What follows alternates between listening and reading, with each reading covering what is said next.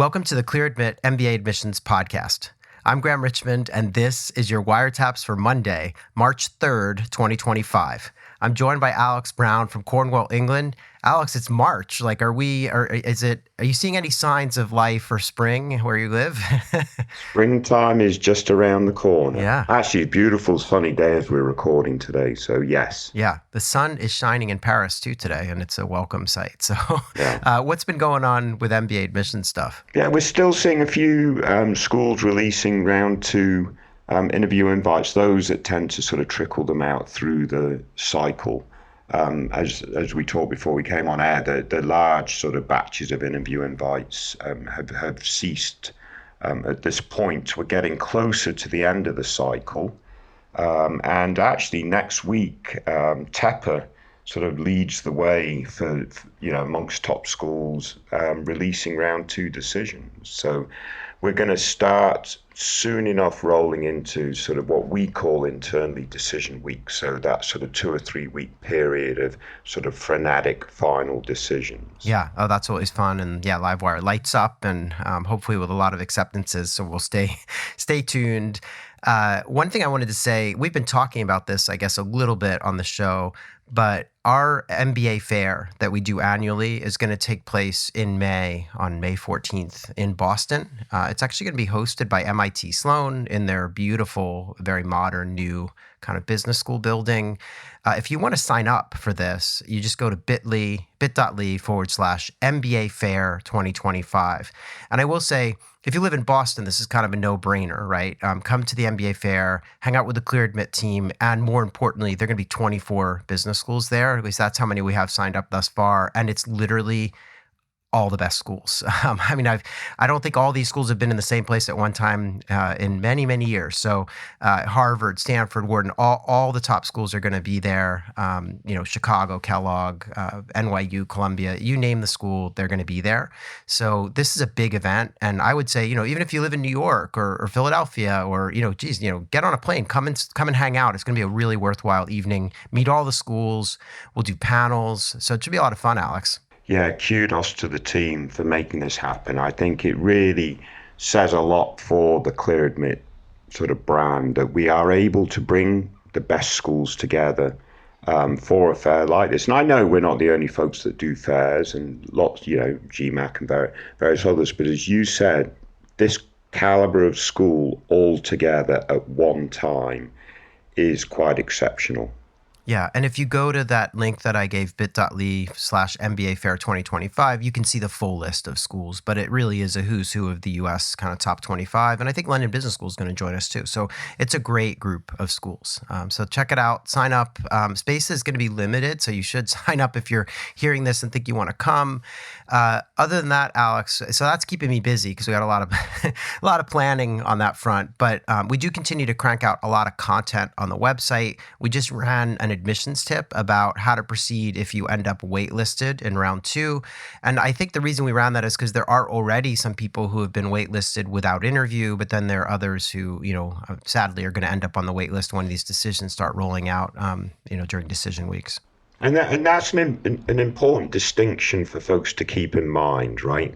So if you're waitlist before getting an interview invite, you've got that additional hurdle to overcome, i.e. sort of get that interview invite would be your next step. Right. You can't go from waitlist without interview to admit. So those folks do have more work to do. And then if you're waitlisted after the interview, then you are very close, right? And this tip will give you plenty of guidance in terms of what you can then do. Right. In order to try to nudge yourself over the line. Yeah, agreed. And I think, obviously we say this over and over again, but when you're waitlisted, regardless of the context, like the first thing you need to do is some self-reflection with regards to looking at your file and trying to figure out what the causes might be. But yeah, so read that tip. There's a video that goes with it, I believe, that you and I recorded, Alex. So there's a lot of good advice on the site about waitlists in general. We also continue to run a little bit of Real Humans content. So we ran an article that featured current students at Harvard Business School. We profiled a handful of them, and you can read all about their experience. I did pull a couple of quotes. We talked to Sabrina, who's from Bakersfield, California. She's currently at HBS, and she went to San Jose State for undergrad, where she studied management information systems. You're going to love this, Alex. She worked, before coming to HBS, she worked at NASA in their supercomputing division. And she also worked at a place called Panzura, which is a cloud database company.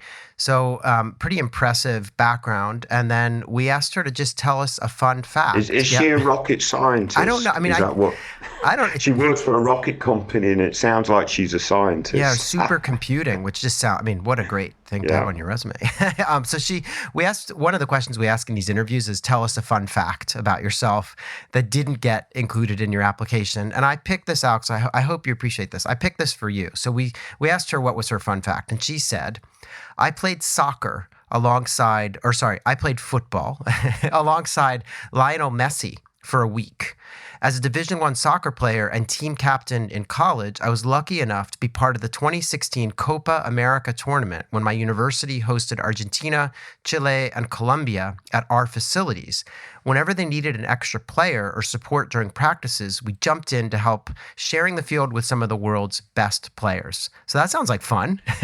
Yeah, no, what a great experience. Yeah. So to keep things more MBA oriented, I did pull another quote. We did ask her, like, what's one thing that you would change or do differently as part of the application process?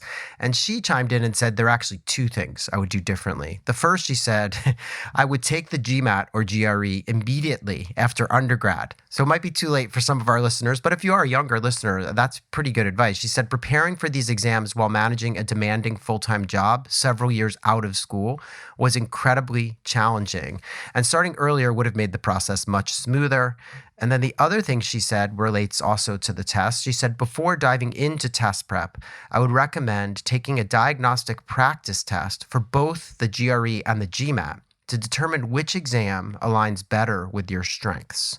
So that's some advice from Sabrina, who's a first year at HBS. Pretty cool stuff, and I think very relevant. Now, yeah, really, really good advice. The only counterpoint to that, I would say, is, because we've heard this before, I think maybe from a Real Humans quote, is the effort that you have to put in to prepare and take the GMAT or GRE, if you're doing it close to the admissions timeline, actually yields benefit in terms of just preparing you mentally for the MBA, some of those first classes. Mm-hmm. So yeah, that's fair. You're going to be better prepared to take this test straight out of undergrad. There's no doubt about that. But the effort that you make during the admissions process might actually yield some benefit too. Yeah, I know it helped me to get back into the kind of math routine that I had ignored since high school, essentially. Yeah. so no, it was useful in that regard. We ran a couple more real numbers pieces, speaking of the tests. So one of the real numbers pieces that we ran was just an article that lists the average, or in some cases median, GMAT scores across all the top schools. Do you want to take a guess as to which school or schools have the highest average or median GMAT score and what it is? Well, we're talking the traditional scores, right? So this is irrelevant information for most people that are taking the new test. Yeah, still the old scale. Well, not irrelevant. They're then going to have to convert their score. So the article does include a means to do that. Mm-hmm. But which school would have the highest? I'm thinking maybe Haas, maybe Stanford.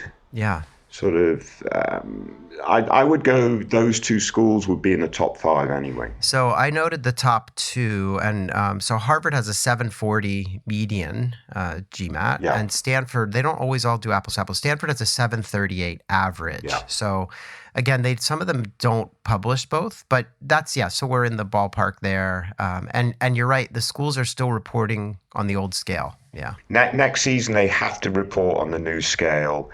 At least all the folks that take the GMAT before applying will have only taken the new GMAT test. Now, I understand the traditional scores last for 5 years, so we'll see how they report next season. But I'll be very glad once we're over this hump, Yes. and we're only using the new Right. GMAT scores. Yeah, and just so you know, I think that that 738, 740 is roughly 700 Yeah. on the new test. Yeah. So, Yeah. yeah.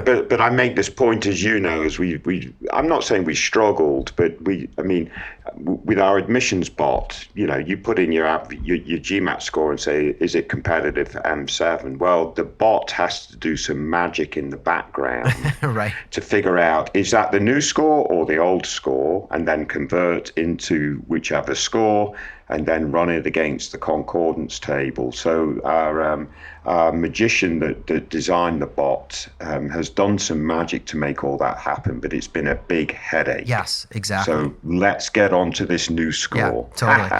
The other real numbers piece we ran was just percentage of international students. And I was curious, do you have any sense, like, what do you think the highest percentage, you don't have to give me the school name because you'll never guess, but what do you think is the upper end? No, but I would. So here we're probably talking about top 20, top 25. How many schools are on these lists? No, this is more like top 50. It's like sort of the schools we cover. So it's top 50. So yeah, it'll be schools in the top 40. Yeah. We'll have a higher percentage of international students, no doubt in my mind.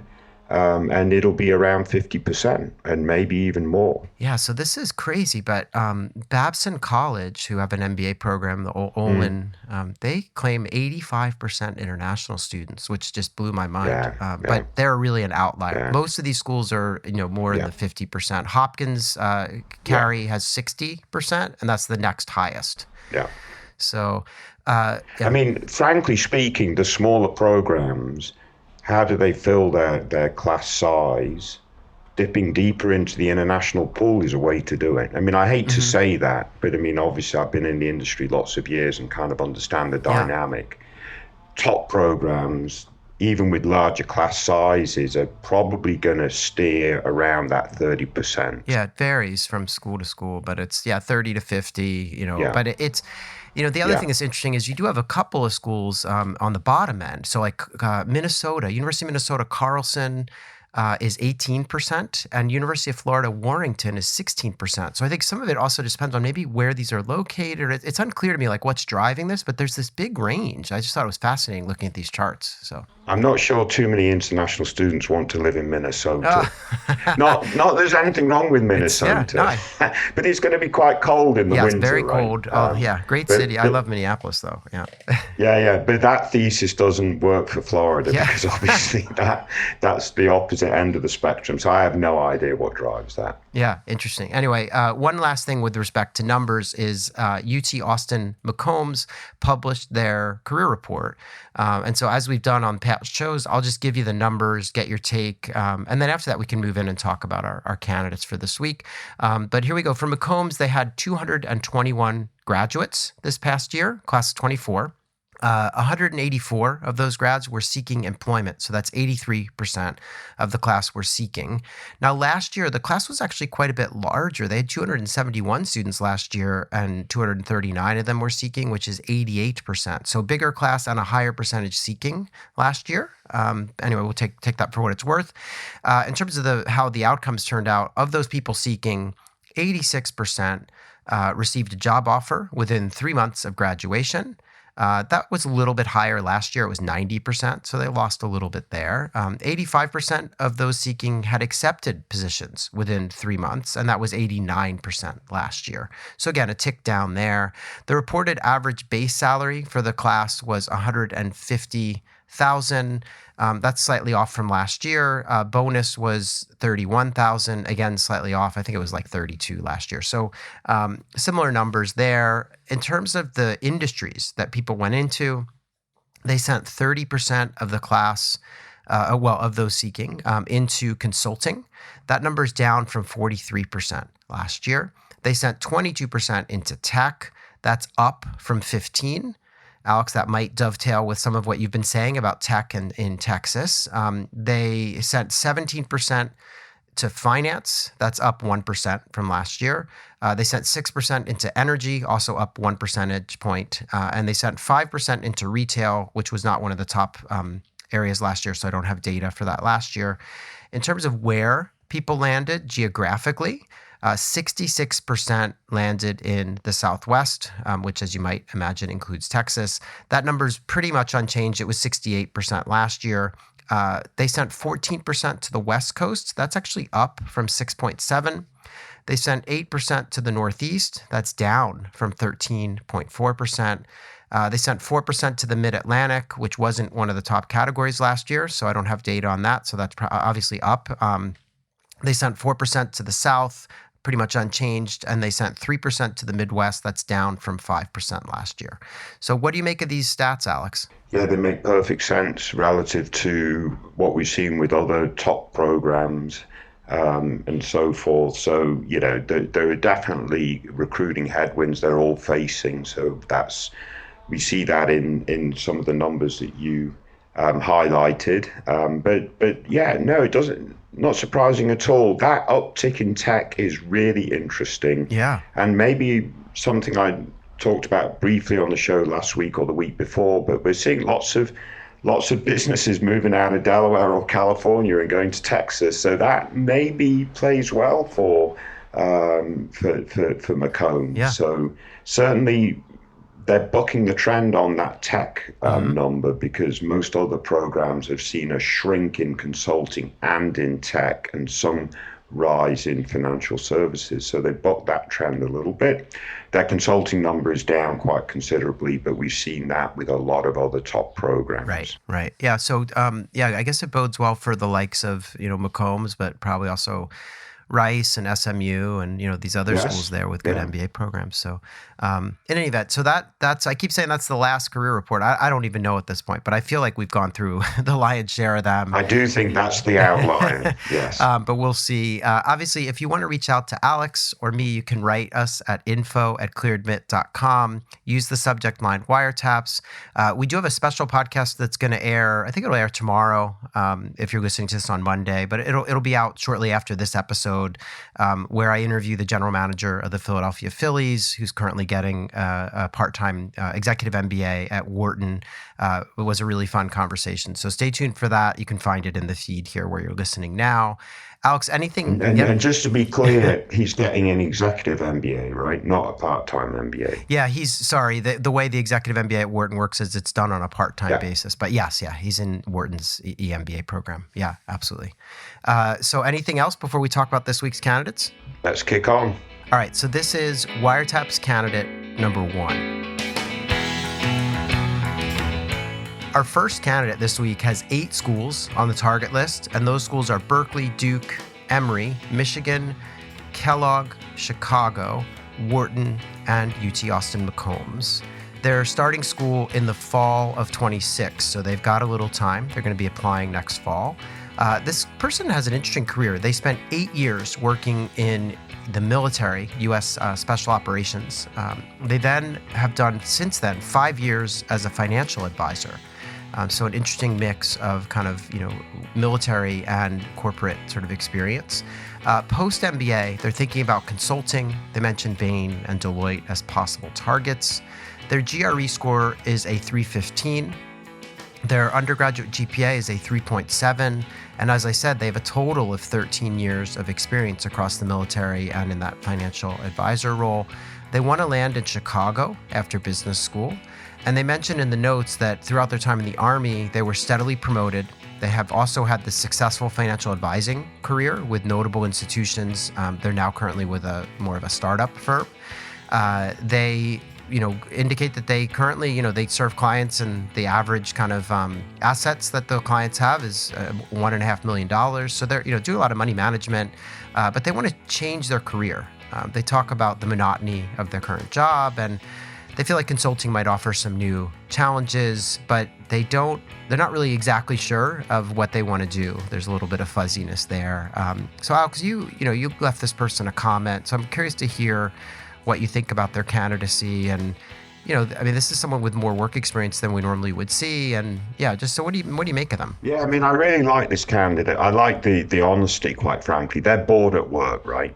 They've done really well, I think, through the Army, special ops, getting the right promotions, et cetera, et cetera. So they've probably got a really good military profile. But rather than going straight to the MBA, leaving the military, which is what we see with a lot of military candidates, they transitioned into the private sector. And again, they're probably doing very well, but they just find their work's just a little bit sort of mundane and et cetera, et cetera. So now they want to sort of remake themselves and use the MBA to sort of, leverage everything that they've done, but then pivot. And I can completely understand that. And consulting does sound like a natural short-term goal, and they should stick potentially with that. But I'd love to see more of a longer-term vision.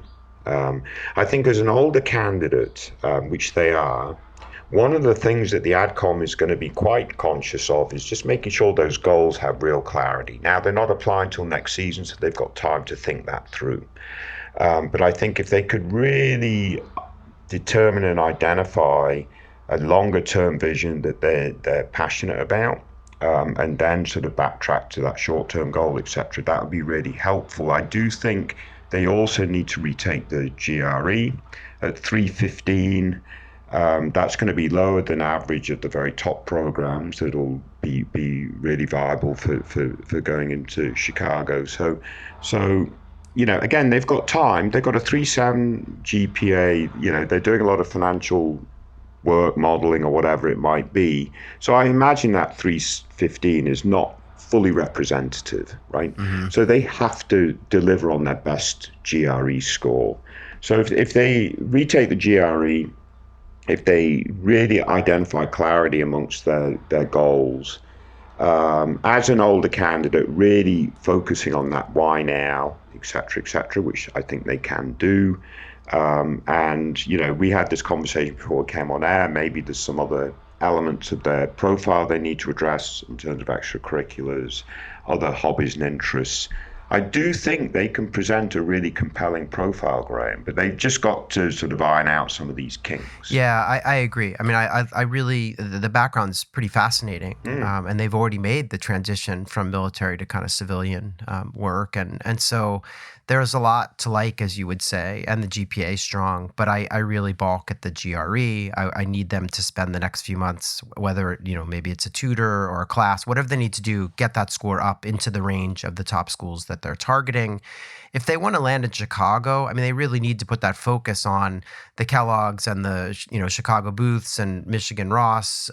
Indiana Kelly's not on their list, but that would be another one that, does pretty well in the Chicago area in terms of placements. So, and those schools, are really good schools and have high average scores. So they should boost. And I would say because they're an older candidate, that test score becomes like sort of the only recent evidence of academic kind of ability. And that's why there's some importance attached to it. So I would recommend they do that. And as you say, flesh out the goals. I'm sure they can make a compelling case for a set of goals. And yeah, you and I talked before we came on air about what is this person's extracurricular profile look like? Obviously, when they're in the military, I don't expect them to have had much, but they've been out for 5 years now. And so hopefully they have some things they do that keep them sort of interesting and that would map to involvement on campus when they get into one of these schools. Very good. Yeah, so I want to thank them for sharing their profile. Let's move on, though, and talk about Wiretap's candidate number 2. So our second candidate has 8 schools on the target list, and those schools are Carnegie Mellon, Cornell, Dartmouth, Duke, Michigan, Kellogg, Stanford, and UCLA. And this person's actually trying to start this coming fall, and they submitted applications in round 2. So they're kind of, it's unusual in that they're posting an ApplyWire entry after they've sort of got everything in. They've been working in technology before business school, and they're thinking about consulting afterwards, and they mentioned Bain and BCG. Their GMAT score is a 705. That's on the GMAT, the current GMAT, and I looked it up. That equates to about a 750 on the old scale, so a very strong score. 8.23 GPA out of 10. This candidate, as you can tell from that GPA, is from India. They have 6.5 years of work experience. And essentially, you had a little bit of dialogue with them, and they revealed the fact that they'd applied to these schools in round 2. And that they'd gotten interview invites from Stanford, Kellogg, Duke, Ross, Cornell, UCLA, and Tuck. So doing very well with interview invitations, especially that Stanford invite is pretty indicative of a strong candidacy. But Alex, what do you make of this profile? Yeah, I mean, obviously their numbers are really strong. We don't actually know too much about their work experience. They worked 6.5 years in tech. Yeah. So again, presumably they've got to show and have shown sort of impact and growth through that 6.5 years, as well as then, outside of work doing interesting things. And as you said, they've got an interview invite at Stanford. So I think that's really indicative of a very strong profile, because general advice, if this person was coming to us in the middle of the summer, it would be do what you can to get into round one.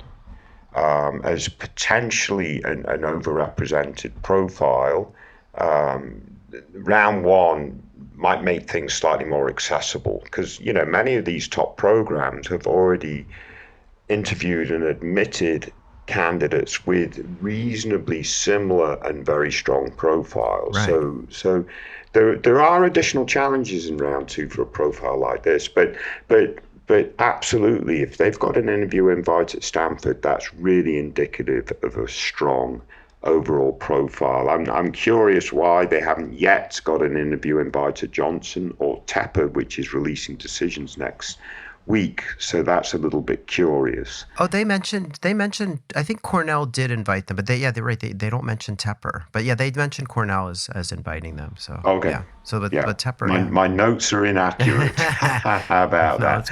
Right. But yeah, I mean, hopefully they're successful at at least a couple of these programs once they convert those interviews, and we'll see a decision wire entry. But if for some reason they're not successful, I think the quickest fix is just make sure they're in round one next season. Right. Yeah, I expect good things. I mean, I'm sure with all these interviews, they should be able to convert. But you're right. There's a lot of we don't know enough about this candidate. I'm assuming they have interesting extracurriculars.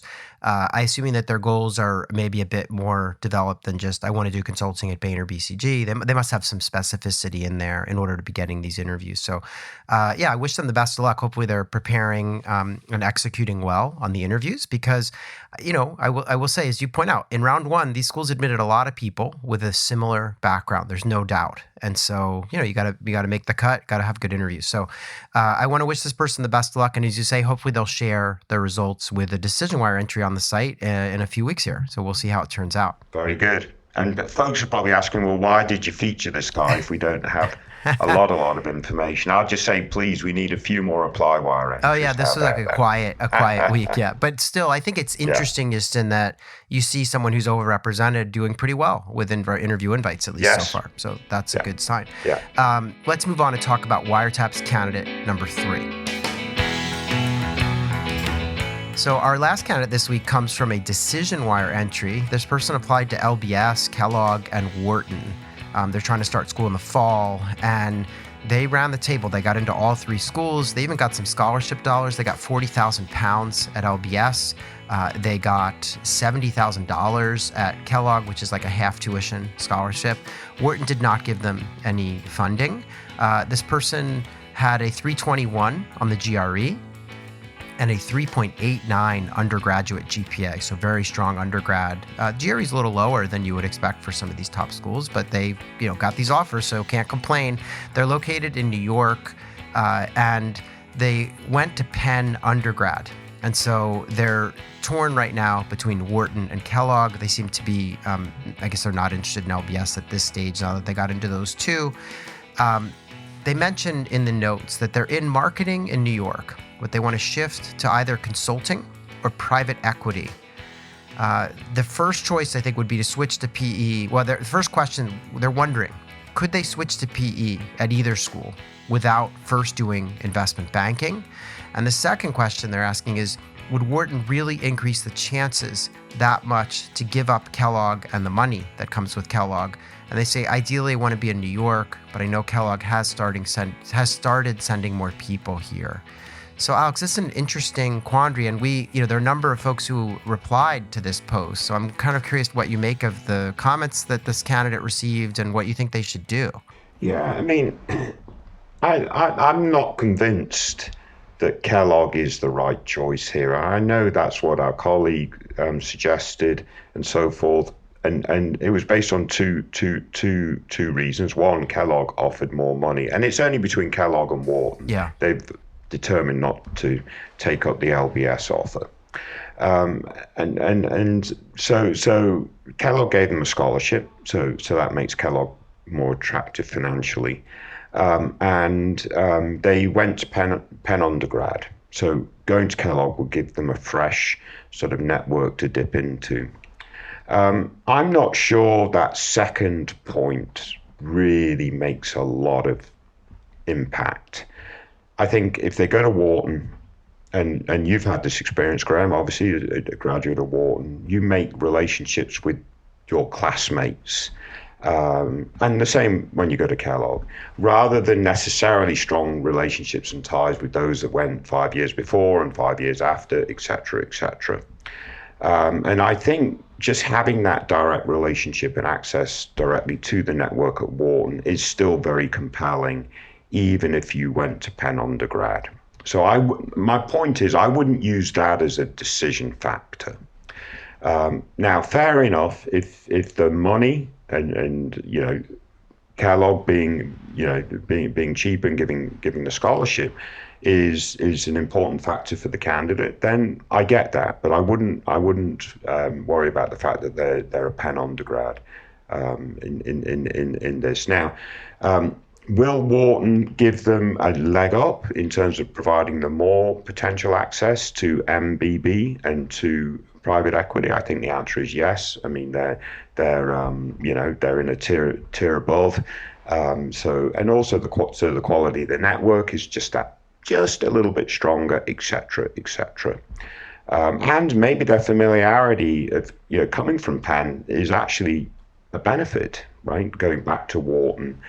Hitting the ground running, and anyway, I'm more inclined, quite frankly, Graham, to suggest that Wharton might actually be the better option, and if they choose Kellogg, it's for the scholarship alone. Interesting. Yeah. I mean, so ordinarily I would call you a homer because you worked at Wharton and I went to Wharton. So we have this bias maybe that's baked in. Yeah. But I made a little list here and I thought, okay, let's look at geography. They want to be in New York, right? So I think, Wharton probably wins that battle. I mean, kind of hands down. I mean, you're an hour and 10 minutes on the Amtrak to get into Manhattan for interviews, et cetera. So, and the Wharton network in New York City is vast, right? And yes, Kellogg sends people to New York too. But I'm just saying, if you had to pick a school that's going to have a bigger network, it's obviously going to be Wharton there. And then I looked at, well, what about private equity? And the data bears out that Wharton's much stronger there too. In fact, when it comes to breaking into private equity, the list of schools is very short that really enables that. So I think, that goes to Wharton too. When it comes to MBB placements, I would actually call it a toss-up. I think both Kellogg and Wharton do a very good job of placing people. Of course, we should note that, those jobs are harder to come by in this current economy, so that's something to keep in mind. When it comes to the broad, global network, I think Wharton has a larger network, a more international network. And as you say, yes, this person's double dipping, but it's really who you meet in the program, the caliber of those individuals and these people that become friends for life. So yeah, now the area that Kellogg wins hands down is money. I mean, they're giving them $70,000, which is nothing to scoff at. Although you could make the argument that if you're going to go work at McKinsey for a few years and then jump into private equity, that $70,000 may not be the most important thing, 10 years from now. So, yeah, this is an interesting dilemma. And I think, I'm hearing from the candidate, they're kind of like, oh, I should just go to Kellogg. That way it's a new network and it's a new thing and I'm getting the money. But I'm hoping that we've raised at least, some issues that they should consider as they kind of go through this. Because it's not an obvious choice. And is it? No, it's not an obvious choice. It's interesting. Our colleague Elliot basically pushed them toward the Kellogg choice. Because Elliot's premise was more on that double dipping. But Elliot's also a big fan of having no regrets in the decision. And I think if they choose Kellogg, they may always wonder, would Wharton have been better?